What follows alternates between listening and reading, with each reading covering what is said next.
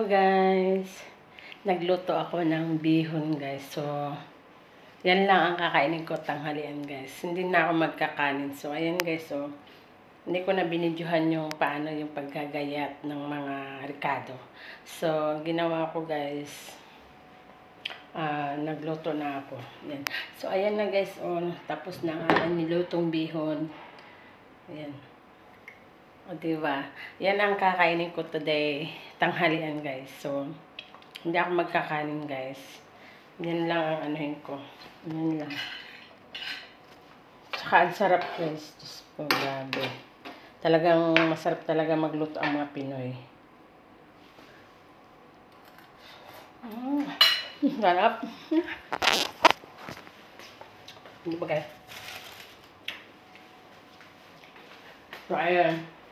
Kakain ako ngayon guys kasi alauna na mahigit dito. Alas 2 na pala guys. Alas 2. 2:14 na. Alas 2:14 na pala dito guys. So magtatanghalian na ako ngayon guys. So mamaya magtatanghalian ako guys. So ayan guys.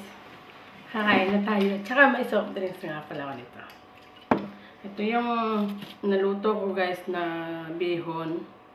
So, hinate ko guys. Ito kakain ko. Ito mamayang gabi kakain ko to. Tira. So, hinate ko siya guys.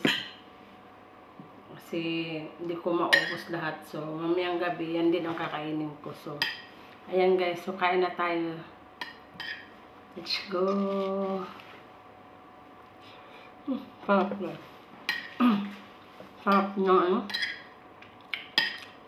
Pilipino food. Pag ang Pinoy talaga magluto ng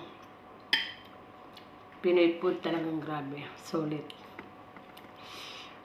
Grabe. Parang nasa Pinas na rin ako guys.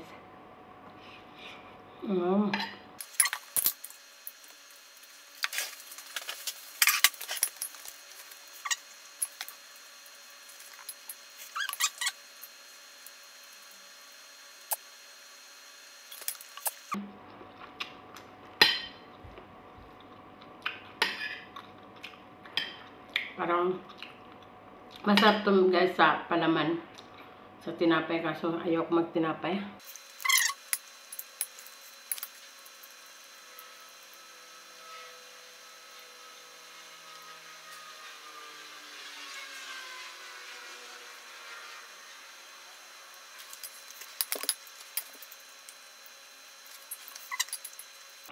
Naalala ko tuloy nung nagbakasyon ako.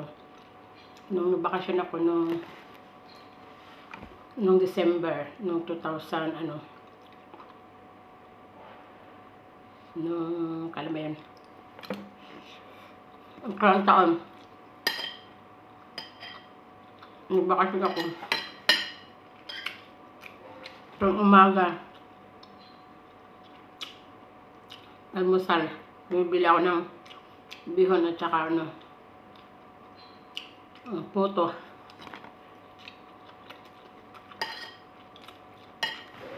Paborito ko guys yung puto.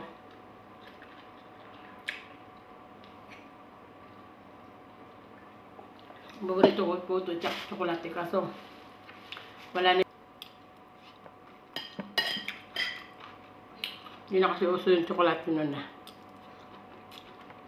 Hindi na uso ngayon yung chocolate. Noon pa kasi yung chocolate nun nung panahon pa ng mga bata pa nun. Ngayon wala na yan. Puto, hanggang ngayon meron pa rin puto. Kaya nung nagbakasyon ako nung karaang taon, yung umaga talaga guys, gising ako ng umaga para bumili lang ng puto at saka bihon. Yung ano ko po umaga eh. Yung mga anak ko.